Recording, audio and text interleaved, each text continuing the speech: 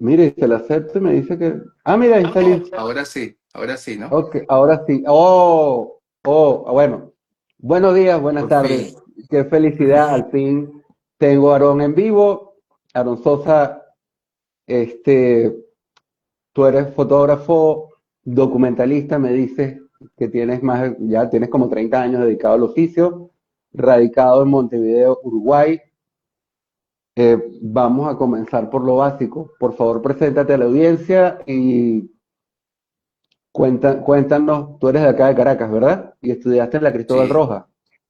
sí. Bueno, ante todo, José, primero agradecerte la invitación por este tipo de conversaciones que vienes teniendo y estas conversas que son súper productivas, ¿no?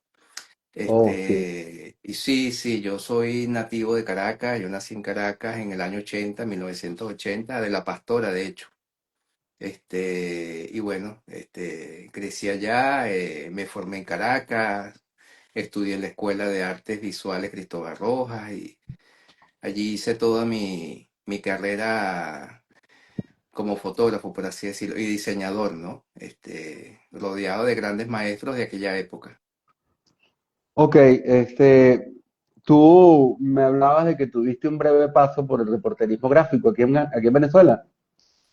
Sí, sucede que en una de esas exposiciones que hacíamos en la Escuela Cristóbal Rojas, Ujú. llegó de invitado a una inauguración, Eso Álvarez, que me imagino que sabes quién es Eso Álvarez. Eso Sí, Álvarez en por ese supuesto. entonces era jefe de fotografía del departamento de El Mundo. Ok. Tanto El Mundo como Últimas Noticias pertenecían a la cadena Capriles y Ajá. necesitaban un pasante para que hiciera reporterismo gráfico.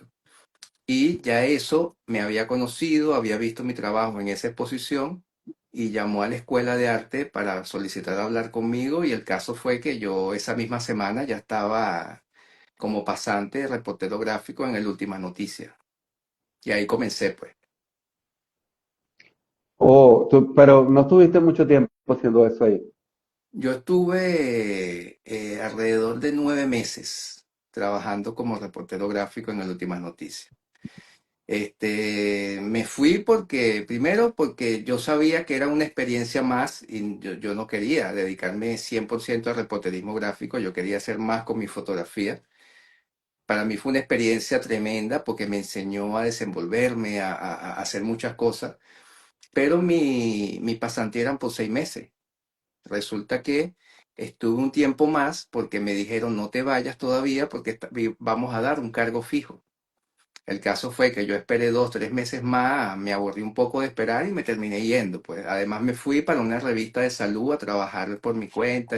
Me acuerdo que en esa revista nos daban la película diapositiva y era un trabajo bien interesante también.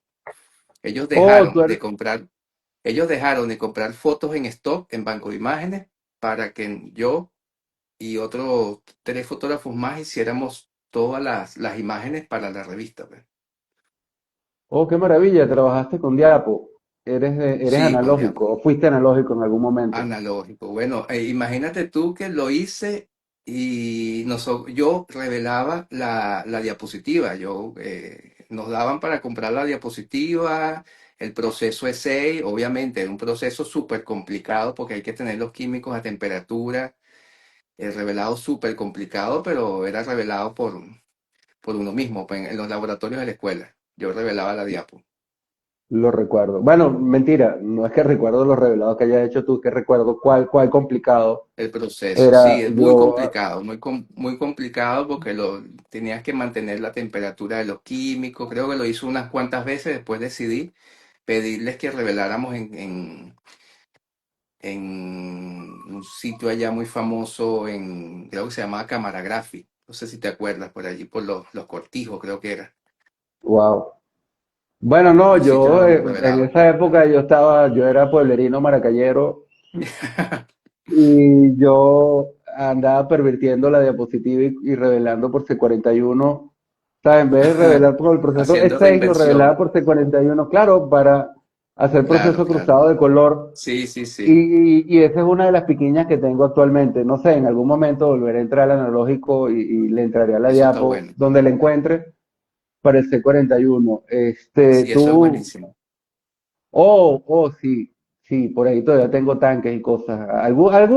Algo inventaré en algún momento y volveré a entrarle al analógico Claro, por una preocupación personal, ¿no? Una necesidad personal con la historia. No claro. has- Tú sí, ahora sí solo trabajas en digital.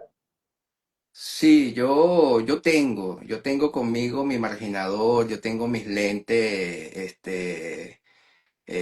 de ampliadora, mis rod stock, ¿sabe? Todo mi equipo, mis lupas de enfoque, yo tengo todo el equipo y yo voy a montar laboratorio, pero no porque quiera disparar, bueno, yo quiero en algún momento retomar el formato medio, analógico. Solo, Oh, sí. solo formato medio, y 6x6, que siempre yo he dicho que es uno de los formatos que a mí más me gusta, ¿no? Cuadrado. Yo quiero montar el laboratorio, pero sobre todo pensando en copiar parte del trabajo que hice en Venezuela en analógico, pues. O sea, copiar eso Oh, en papel fibra, bien, bien revelado, con proceso de conservación, copia en conservación, pues.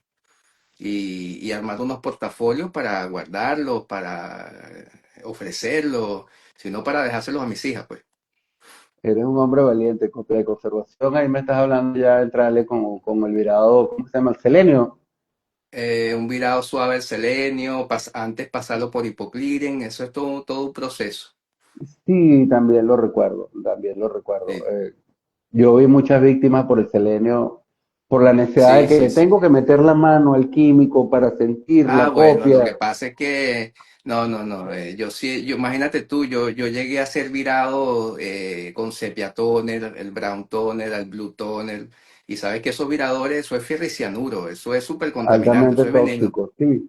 Sí, no, Pero yo, nada, yo siempre fui muy juicioso, mis guantes, mi máscara antigas, mis lentes de protección, como debe ser, pues sobre todo con esos químicos. Ya cuando se hablaba de revelador, un Dettol, fijador, sí, ahí sí le metía las manos, ahí no le paraba mucho.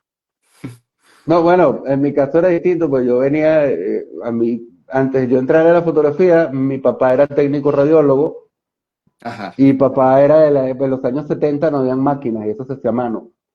Yo tendría ya, 8 o 9 años y ayudaba a mi papá y mi papá me enseñó yo creo que yo fui el único fotógrafo en todo este país que no perdí una camisa por revelador, por mancha ni de revelador ni de fijador. Nunca perdí nada porque siempre era con las pinzas.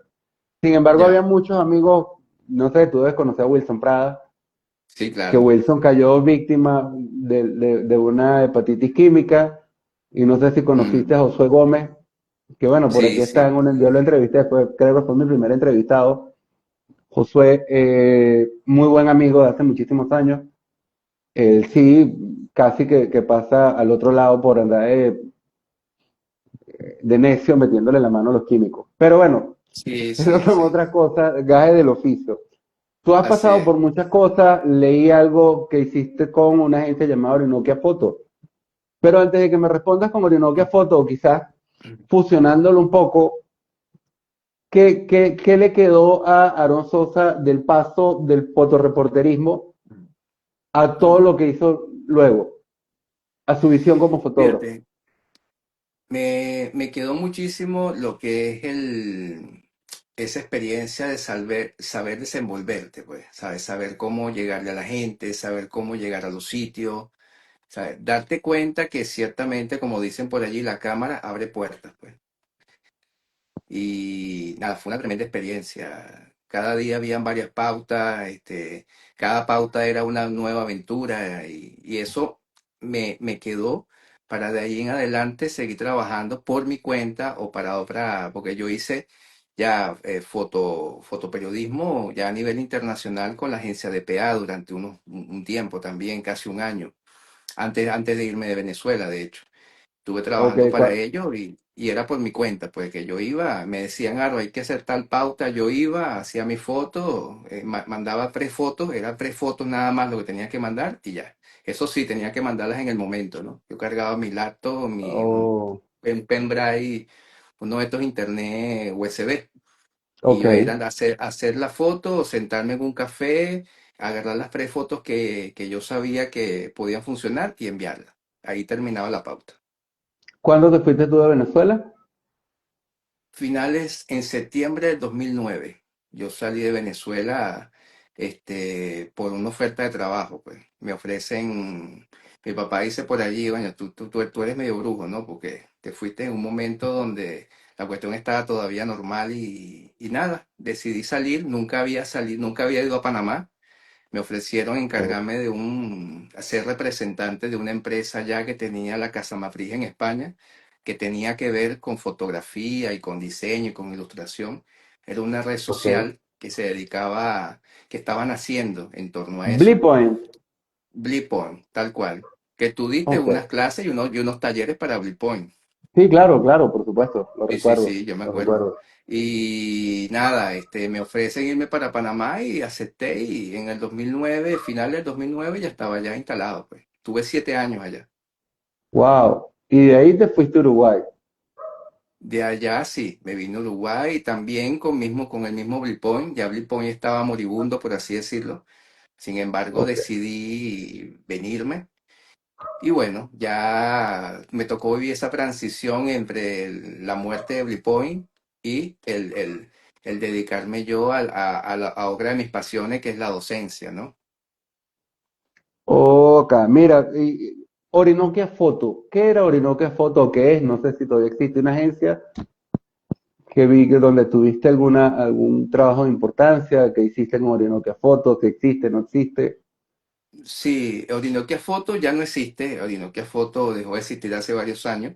Sin embargo, yo pienso que fue de esas agencias, una de las agencias más importantes, o la agencia más importante de fotógrafos de Venezuela, que reunía trabajos de mismo Nelson Garrido, que estuvimos hablando fuera de este live Ah, sobre ok, él, claro. de Ricardo Arma, de grandes fotógrafos, pues venezolanos, ¿no? Creo que había algo de Luis Brito también, si mal no recuerdo. El O, caso es que Orinoquia alojaba reportajes, Henry González, gran paisajista y fotógrafo. Tenía de todo, pues, ¿sabe? Trabajo en blanco y negro, trabajo a color, y eran fotos que se vendían. Se vendían fotos para portadas de libros, para revistas, habían clientes, pues, que siempre estaban comprando lo que estaba en la agencia, ¿no? Y adicional, también salían unas que otras pautas que a veces se las asignaban a diferentes fotógrafos que pertenecían a la agencia. Funcionó bastante bien. Después Orinoquia, creo que los que en ese entonces estaban dirigiendo Orinoquia eran Gregorio Marrero, Ramón Lepage y Victoria Murillo, que Victoria, luego coincidimos en Panamá y en Panamá Victoria estaba abriendo lo que se llamó Ismofoto, que era como una versión de ok. Orinoquia Foto, pero en Panamá, ¿no? A la cual también pertenecí durante mi estadía en Panamá. O mira, hay un tema que me interesa bastante porque vi que estás trabajando, perdón, déjame reorganizar la pregunta. Yo soy fan de la criptoeconomía. Ujú, De hecho, bueno, viviendo en Venezuela, la mejor forma de uno resguardar los fondos es teniéndolos en cripto. ujú, Eh, eh, pero me llama la atención que tú trabajas con NFT ujú, o trabajabas con NFT, no sé, ahora nos vas a contar. Pero antes de llegar a claro. eso, yo tenía entendido o tengo entendido que el NFT mantiene el valor mientras no lo abras, ¿no? Mientras no lo imprimas. Pero ¿cómo haces para vender una foto, para vender un NFT y tú lo que estás vendiendo es la exclusividad de ese archivo para ser impreso, para ser montado, para ser expuesto, para ser guardado, no sé, para lo que fuere, que lo Ujú, estés haciendo? Cuéntanos un poco alrededor de cuál es el concepto de la venta del NFT y cómo lo logras. claro. Fíjate, sí, yo diría que como 3, 4 años metido en lo de los NFT. Es algo que me interesó mucho. Comencé a estudiarlo porque como todo hay que estudiarlo, hay que entenderlo. Hay que Ujú. familiarizarse, hay que codearse y aprender de la gente que está en eso. Yo me Ok. vinculé mucho con artistas NFT, fotógrafos NFT que estaban en Estados Unidos, sobre todo en Estados Unidos. En Estados Unidos el movimiento es bastante grande, ¿no? Con lo que es el arte en NFT. Eso de que no puede ser impreso, eso depende. Eso depende Ok. mucho de lo que es el contrato inteligente, la licencia y las condiciones que tú crees para ese NFT. ¿Ok? Yo puedo imprimir, tener una foto, imprimirla, exhibirla, publicarla, venderla en físico, pero eso no Ujú. tiene nada que ver con el archivo en alta calidad que yo tokenizo y yo alojo en la blockchain, que en este caso es donde se alojan las criptomonedas también. Las criptomonedas se mueven Claro. a través de la blockchain. El NFT también tiene hogar o se almacena y usa como medio de movimiento la blockchain. Entonces, a mí lo que me interesó de los NFT, José, en particular, es esa parte. Primero, yo maravillado con ese nuevo comercio, ¿no? Con esa nueva forma de vender tu arte sin intermediario, sin que una galería se quede con la mitad de lo que vende, que es tuyo como artista. Entonces, al final, la galería le vende a 5 artistas y le quita la mitad a cada artista, termina ganando más que los artistas. Sí, claro. Entonces, una de las cosas o de los beneficios del NFT, entre comillas digo beneficio porque también llegaron galerías muy astutamente y se metieron en eso para también representar artistas, para también agarrar su tajada, cosa que yo Ujú. nunca estuve de acuerdo y por eso no me interesó colocar mi obra a través de esos intermediarios, porque si no caías en lo mismo. Ok. Una de las cosas, de los beneficios de los NFT es que no tienes intermediario, que si el coleccionista quiere comprar tu obra, te la compra, tiene un uno a uno, o sea, un original, una copia única o una Claro. edición, porque cuando tú tokenizas tu foto, tú dices, bueno, yo quiero que esta foto tenga una sola, una pieza única, que sea una sola. Ok. Y la Ok. vende, la vende, qué sé yo, en un Ethereum, que ahorita son como $4.000. O Sí. decidir, bueno, no, yo quiero que esta pieza tenga 10 ediciones, que tenga 10 copias. Y vendo cada una en 0,1 Ethereum, que vienen a ser $400, que viene a ser el 10% de un Ethereum, ¿no? Entonces, y ofrece la posibilidad de que 10 coleccionistas tengan tu obra, no uno solo. Y eso te ofrece la opción de que tu obra esté en manos de distintas personas y pueda ser revendida, movida en el mercado secundario. Entonces, una de las cosas que me interesó es esto del mercado secundario, de Ok. que cuando tú vendes tu obra por primera vez, tú te ganas el monto, a ti te llega a tu wallet el monto por el cual Ujú. tú vendiste tu NFT. Si Claro. dentro de 1 o 2 años esa persona vende ese NFT 10 veces más caro, a ti te va a llegar tus regalías de esa venta automáticamente. Entonces, cada vez que se venda tu NFT o tu obra, así ya no sea tuya, a ti te va a llegar siempre tus regalías, tu porcentaje. Lo mismo que hacen los escritores, los músicos, los guionistas, que cuando venden su obra o cuando Te alquilan llega un su obra, royalty, siempre le llega, claro, un músico, un compositor, cuando alguien toca su música, cuando alguien la usa en un disco, tiene que pagarle regalías al que por la compuso, supuesto. al que la escribió. Bueno, en el arte no es así, en el arte a ti te compran una foto y el día de mañana la foto la regala, la venden 100 veces más cara y tú ni te enteras que la foto pasó a otras manos. En los NFT no es así. En los NFT, cuando ese NFT se vende en mercado secundario, a ti como artista te llega siempre de por vida lo que se llaman los royalties o las regalías, pues, Sí. por ¿Y esa obra. cómo es el proceso para yo volver una pieza NFT?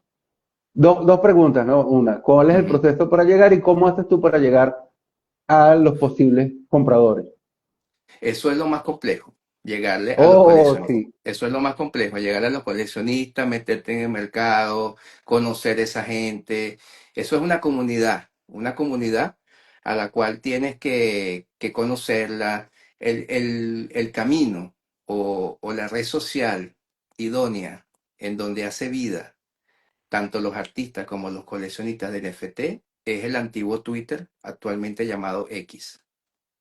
Ahí hay, oh, yo tengo mi cuenta de Twitter, que ahorita se llama, imagínate tú, cuando yo comencé con los NFT tenía como 3.000 seguidores y ahorita tengo casi 11.000. Y yo la wow, tengo 100% dedicada a los NFT, esa cuenta. Yo también colecciono, José. Yo tengo una colección de más de 1000 NFT.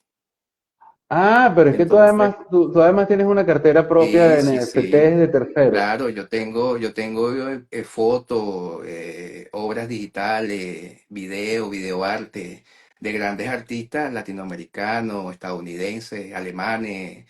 O sea, yo he comprado, yo he hecho mi inversión, porque de esas mismas ventas, cuando yo vendía, qué sé yo, en una semana yo podía vender, no sé, ponte, vendía $100, $200, bueno, voy a invertir 50 y voy a comprar también, ¿no?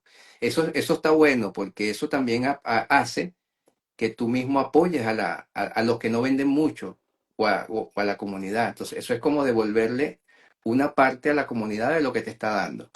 Dinamizas el mercado.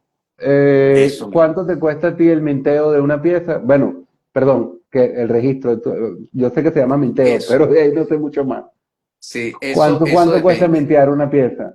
Eso tiene mucho, depende si lo vas a mintear en la cadena de Ethereum, si lo vas a mintear en la cadena de Tesos. Yo hice más, como más público y moví más mis NFT en Tesos. En Tesos incluso yo financié parte de un proyecto de unos viajes que hice a Argentina, que es el proyecto de los sobrevivientes del Holocausto. Ok. Yo vendí en NFT parte de ese proyecto y la gente que lo compró para apoyar, para que yo pudiera continuar ese proyecto y hice 4 viajes a Buenos Aires, gracias a eso. Bueno, gracias a Oh, a una gente que apoyó también en Estados Unidos, más esta gente que apoyó comprando los NFT. Entonces, prácticamente el proyecto mismo se autofinanció, pues por así decirlo, ¿no? este era tu proyecto de la soja, porque te he visto soja o soja, no sé cómo.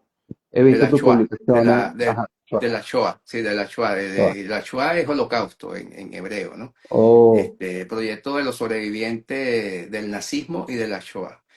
Y eso depende, en tesos, esa pregunta que me hacía, con un ok. teso, que ahorita puede ser, no sé, 60 70 centavos de dólares, un teso, puedes mintear hasta 5 piezas, y mintear y listar hasta 5 piezas. Es Ah, bastante. En Ethereum sí debe ser más caro, ¿no? En Ethereum es más caro y depende mucho de lo que se llama el gas fee. O sea, Sí. ¿qué es el gas? Es como cuando hay mucho uso de la blockchain, el gas es más alto. Cuando hay menos uso, el gas es más barato. Entonces, la estrategia es mintear de madrugada, mintear a las 2 3 de la mañana.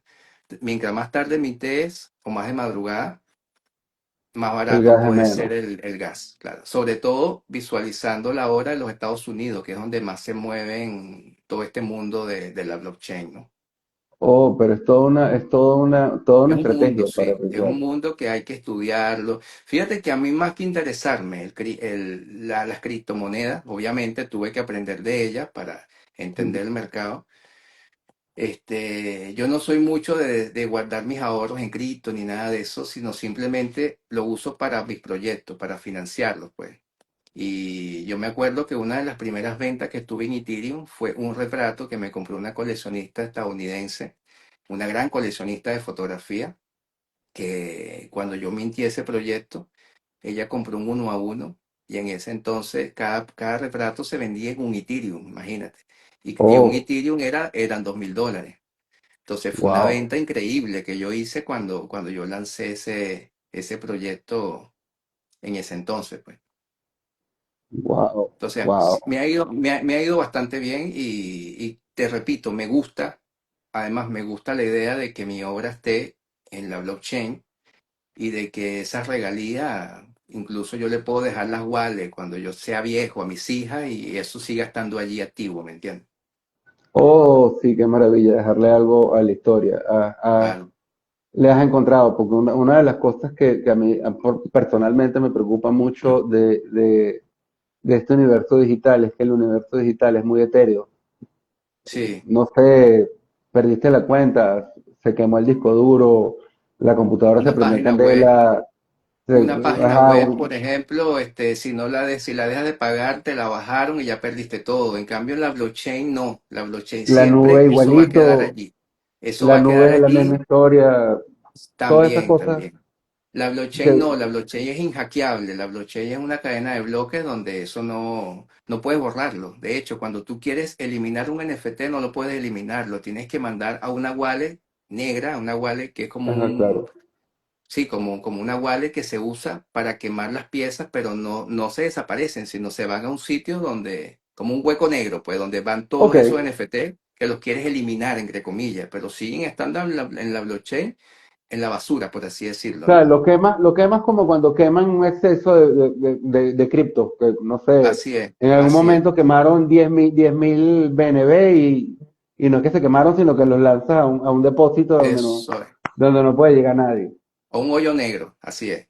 Y de ahí no lo saca nadie. Oh, wow, mira, tremenda información. No sé, un día de estos, un poco más adelante, nos planteamos una reunión.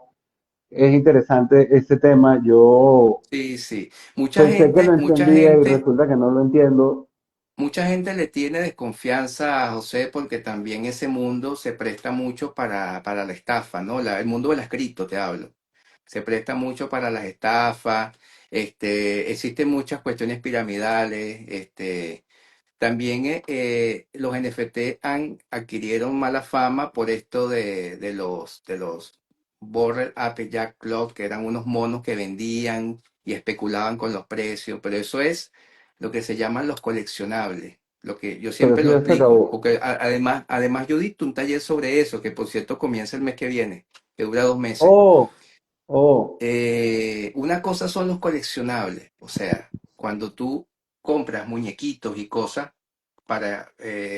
con precio, con sobreprecio, para después revenderlos más caros, y es todo que también se sabe, pues para nadie es un secreto que muchas veces usan esas vainas para lavado de dinero.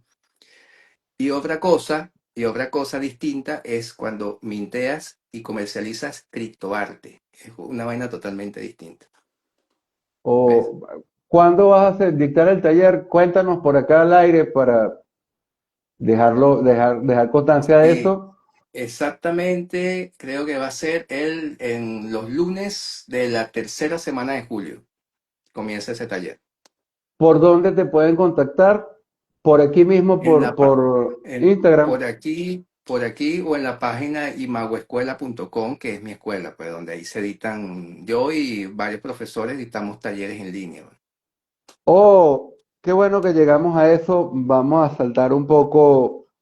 Bueno, antes de hablar de lo que haces con Imago, Ujú, y ya me has contado la historia con los NFT, que de verdad me acabas de mostrar otro mundo, porque bueno, mm, hay algunas cosas que yo voy haciendo por ahí y quizás me entusiasme quizás no, me voy a entusiasmar, ponerme serio, aprender a mintear, que es algo que todavía no manejo, a claro, pesar de que yo tengo mi wallet y tal, y qué sé yo,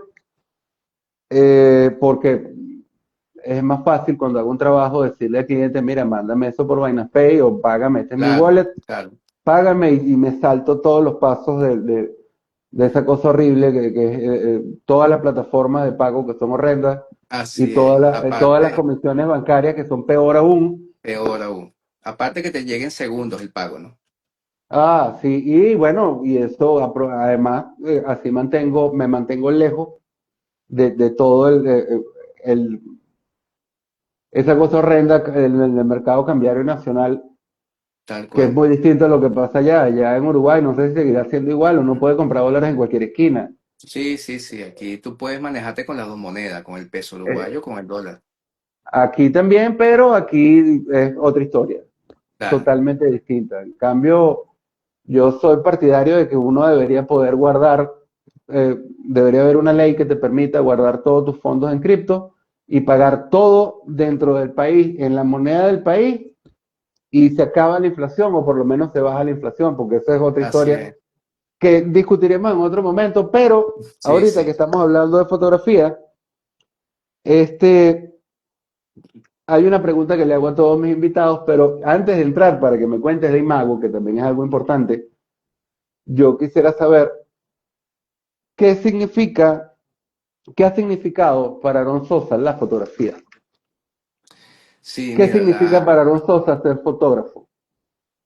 la fotografía, yo siempre digo que es mi manera o mi forma de acercarme a la gente, ¿no? Y es mi medio, el medio de expresión que yo escogí por excelencia para comunicarme, para expresar ideas, emociones, este, es mi medio de expresión. Eh, por eso es que hoy en día es una herramienta muy personal, diría yo. Yo siempre comento eso, ¿no? Mi fotografía de un tiempo para acá dejó de ser una fotografía ventana para convertirse más en una fotografía espejo. ¿Sí? Estamos Ok. hablando del mismo rectángulo, pero antes era un rectángulo donde yo veía una realidad y no me involucraba, porque simplemente estaba documentando lo que estaba sucediendo y ya. En estos momentos yo estoy documentando, sigo con el mismo rectángulo, pero a pesar de que estoy documentando lo que me rodea, me estoy reflejando en eso también. Entonces, una fotografía como más personal, ¿no? Como mi proyecto, uno de los más largos que he hecho desde que salí de Venezuela, que se llama Encilios, Oh, ¿eh? sí, he que, visto que algo de eso por ahí. reúne fotografías de Panamá y de Uruguay, que es como ese incilio, ese exilio hacia adentro, viene a ser un incilio, ¿no? Entonces, una fotografía Oh, bastante personal, a pesar de que puede pasar como una fotografía de calle, una fotografía documental, que lo que obviamente tiene una gran carga de eso, es una fotografía llena de ciertos mensajes, ¿no? Y sobre todo al momento de armar los proyectos, el texto. Hace poco estuve dándole forma a algo, a lo que he hecho acá en Uruguay, porque lo envié a un sitio, y el texto y las imágenes no es simplemente una fotografía de calle más, pues es otra cosa, ¿no? O sea, prácticamente muchos de los personajes que están allí pueden ser autorretratos, ¿no? bueno, sí, yo tengo la teoría de que uno llega un momento en que ya deja de registrar la realidad. Por lo menos en mi caso, yo soy profesor de castellano, Ujú, hice una maestría en literatura por allá hace un rato, ¿no? ujú. A principios del siglo XXI. Y un buen día me levanté y dije, mira, a mí la realidad me importa nada. Yo empiezo a fotografiar lo que veo. Así es. Y ya es otra cosa. Pero Sí, una sí, cosa es lo sí. que hay, otra cosa es lo que uno ve. Tú estás en ese Así momento que es. estás fotografiando lo que ves. Estás Tal adentro cual, tal de ello, cual, tal cual. que me Mi, parece el momento exacto, perfecto para definirse como artista. No importa en lo que hagas. Hay gente que tal le cual. cuesta definirse como artista, pero lo que la realidad comienza a ser lo que tú miras y no lo que hay, son dos cosas distintas. Yo puedo asomarme y ver, o tú puedes asomarte, nos asomamos al centro de Caracas y vemos dos cosas distintas dependiendo de lo Tal que cual. nosotros sintamos sobre ello en ese momento, ¿no? Así es. Por Eh, eso mismo, esa fotografía objetiva, ¿sabes? Sin involucrarme, como lo hice, por ejemplo, procuraba hacerlo cuando estaba haciendo pauta para DPA, la agencia alemana de noticias. Ujú. Me dejó de interesar. Me interesa más, a mí, mi fotografía tiene una carga subjetiva total, ¿no? Si yo lo que capto, lo que capturo, el encuadre y lo que intento decir es algo totalmente personal, de lo que estoy viendo, o sea, mi interpretación de lo que estoy viendo. Y eso que comentaba, que te digan artista, que te digan fotógrafo, a mí las etiquetas no me importan mucho, que me llamen como quieran, ¿no? Simplemente yo soy un tipo que hace imágenes y punto. Ahorita mismo estoy experimentando con inteligencia artificial, tengo un proyecto hecho con inteligencia artificial. He visto algunas Entonces, cosas tuyas yo con eso. hago imágenes con la cámara, como las puedo hacer con un prompt y la inteligencia artificial. Lo importante, y siempre se lo digo a los alumnos, es tener claro lo que quieres decir. Ahí es donde está la clave. No importa cuál sea la herramienta, Oh, sí, es verdad. Puedes fotografiar con el teléfono, con la cámara, con el con lo que teléfono. fuere. Y ahorita Y mismo hay fotos que yo tengo, proyectos, donde hay fotos hechas con el teléfono y hechas con la Fuji. ¿Sabes? Y qué importa cuál es hecha con qué cosa, ¿sabes? Lo importante es la foto, no con qué la hiciste. bueno, yo acabo de quedar en el Michelena con una foto que hice con mi iPhone 10. Bueno, perfecto, Y genial. nadie tiene por qué saber con qué hiciste toda esa foto, Nadie, tú la nadie, entregas. nadie. Lo que Claro, importa es la intención comunicativa, lo que hay ahí atrás así es, y lo que quieres así es. decir. Ahora con esto de las redes sociales, se ha perdido un poco la cosa uno, debes acordarte, debes hacerlo, practicarlo aún, que es que uno nada más tiene para comunicar la imagen y el título, ¿no? De la imagen. Ujú. Ahora las redes sociales, todo el mundo piensa en función de el pie de página, el hashtag, la cosa, que funcionan Sí, como pie de página y para explicar un poco qué es lo que hay, pero yo creo que nosotros deberíamos volver al ejercicio de las paredes y de apoyarnos en el título para contar una historia y que cada quien la construya como quiera. así es, tal cual. Yo pues soy un tipo muy intenso y ahorita hice, por ahí tengo algo escrito, unos apuntes para un estudio de la fotografía usando las herramientas lingüísticas.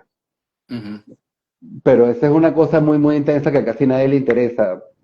No sé cuántos profesores de castellano o de literatura habrán fotógrafos, pero deben ser muy poquitos y es una cosa muy complicada. En Claro. opinión de Aaron Sosa, que tiene más de 20 años como fotógrafo y docente,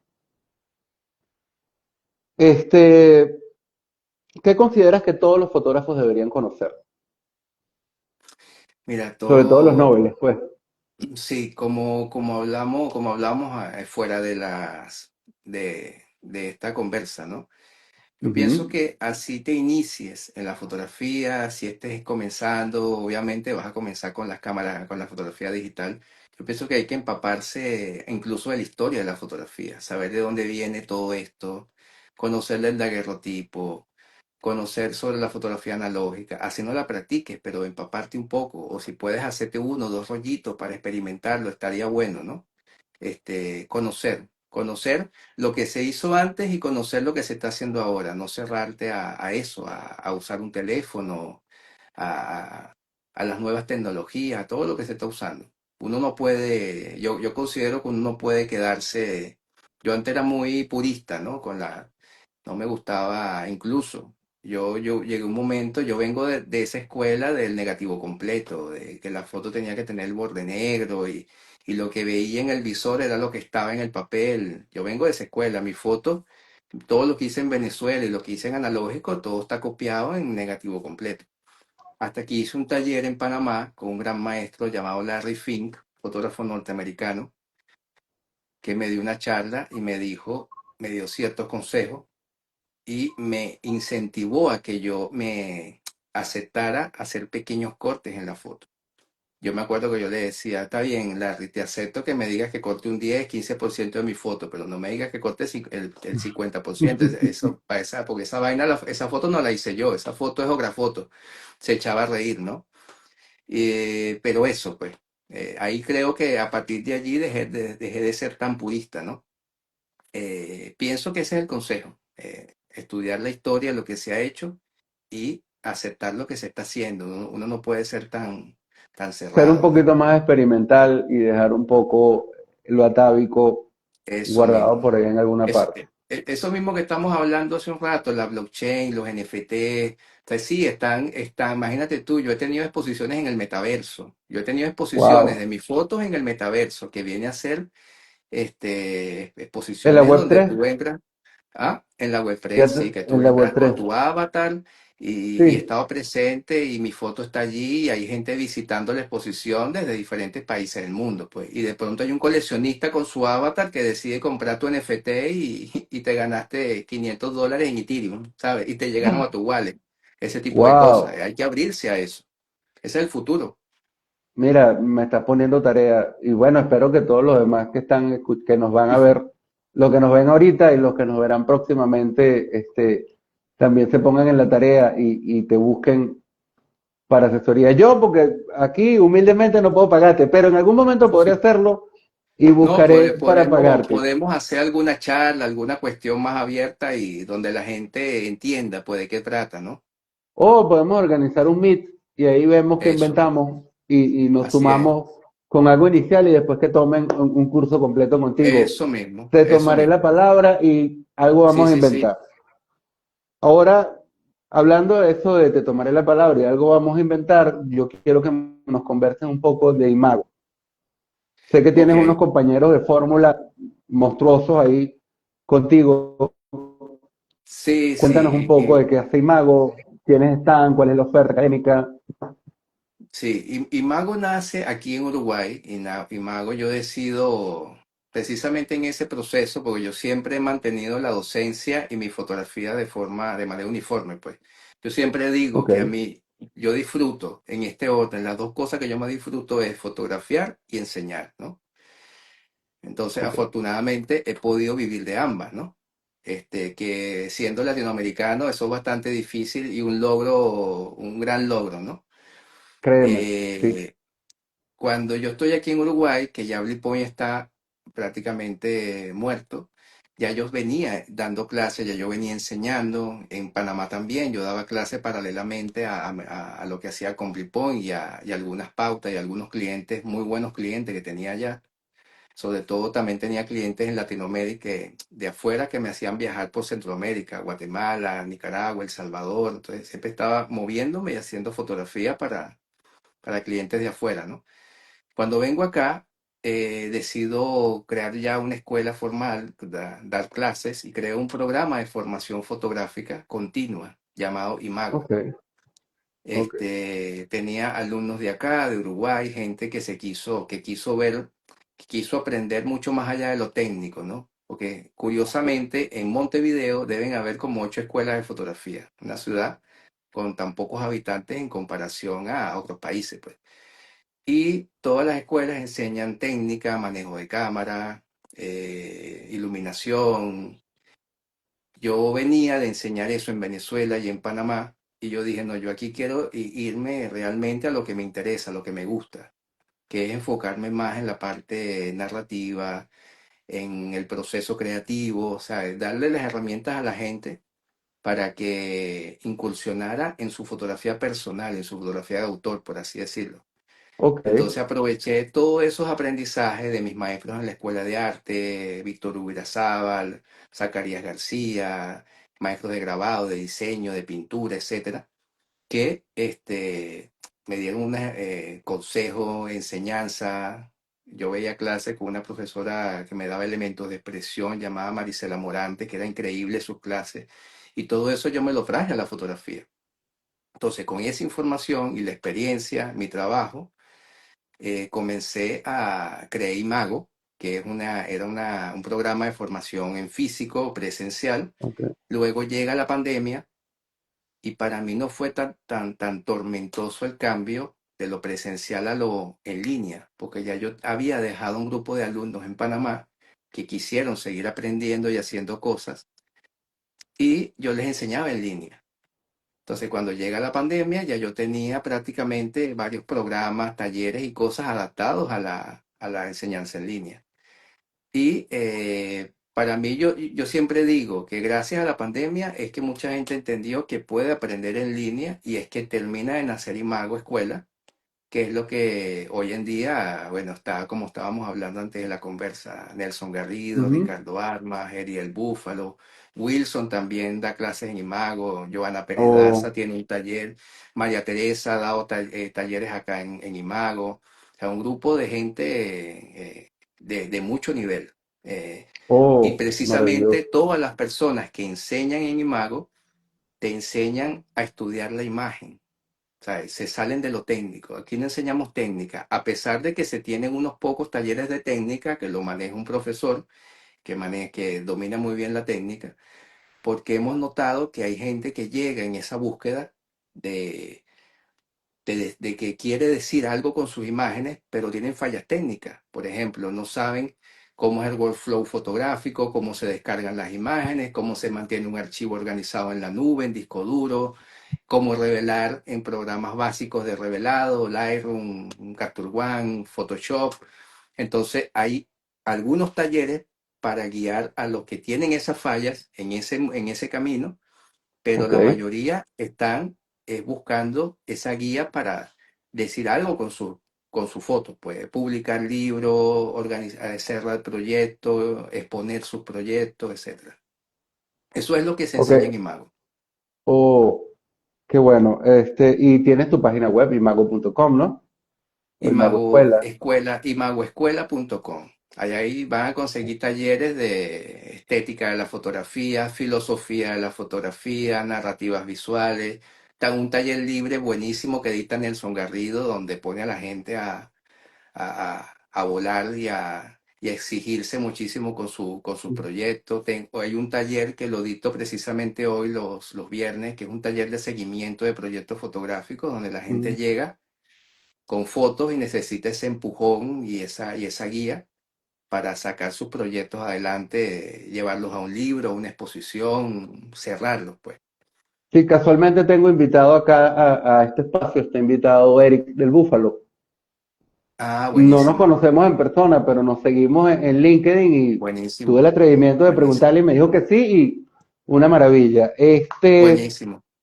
Sé que te va acercando la hora y que tienes tú que dar la próxima clase eh, para tus alumnos en Imago, pero te tengo una última pregunta. Ujú. Si tuvieses que comenzar hoy, si Aarón Sosa se despertase mañana en la mañana y tuviera otra vez 20 años y dijera, yo quiero ser fotógrafo, ¿qué haría teniendo el conocimiento que tiene el Aarón Sosa de 40 y tantos años, Ujú. eh, padre de familia, profesor y con toda la experiencia internacional que tienes a cuestas? ¿Qué le dirías, qué le dirías tú a ese Aarón Sosa que arrancase hoy como fotógrafo? ¿Qué le aconsejarías tú? A un Aaron Sosa de 25 años. Ajá, Sí, que fíjate, arrancaría hoy. yo creo que le diría que se proyectara lo más pronto posible a nivel internacional. Pienso que obviamente tienes que capacitarte, tienes que aprender, que tener algo que decir con tu obra, ¿no?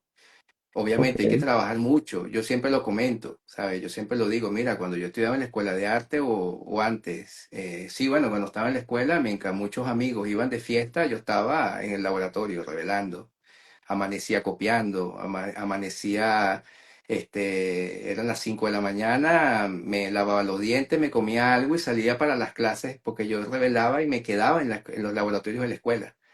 Entonces eran las 5, paraba, me comía algo, me cepillaba, me lavaba la cara y me metía, a las 7 estaban comenzando las clases. Entonces sacrificaba muchas cosas a cambio de lograr muchas cosas. Y yo Oh, pienso que al momento en que yo salgo de Venezuela, que fue a los 27 años, en el 2007, que pude llevar un proyecto a Polonia, llevar varias exposiciones y charlas a Polonia, ujú. ahí cambió mi carrera, pues totalmente, ¿no? Primero porque te das cuenta que puedes hacer cosas con poco. Yo me acuerdo que yo hice ese viaje, José, con $100 en el bolsillo, porque yo no tuve apoyo de Wow, nadie. Y tuve un mes en Europa, tuve un mes, la Universidad de Poznan me pagó la charla, me pagó hospedaje, me compraron fotos. Imagínate que pude hasta viajar una semana a Francia, a París. wow, Y wow. entonces fue una experiencia tremenda. Y después de allí, tú te pones ya no sientes miedo ni límites de nada, ¿no? Cuando tienes esa posibilidad. Y ahí es cuando comienzas a darte cuenta que tu trabajo puede verse, puede competir, puede estar afuera y puedes lograr cosas, pues. Entonces, a todos esos jóvenes ahorita que quieren comenzar, atrévanse. Está bueno hacer cosas en Venezuela, hay que hacerlas, pero lo más pronto posible proyectarse afuera, ¿no? Y más Oh, ahora sí. con estas herramientas que hay, con el internet. En aquella época, cuando yo salí, ni celulares habían. Bueno, sí habían, pero no todo el mundo podía tenerlo. Pues yo tuve celular fue antes de irme a Panamá. Tenía 30 años ya, Wow. cuando tuve mi primer celular, imagínate. 97.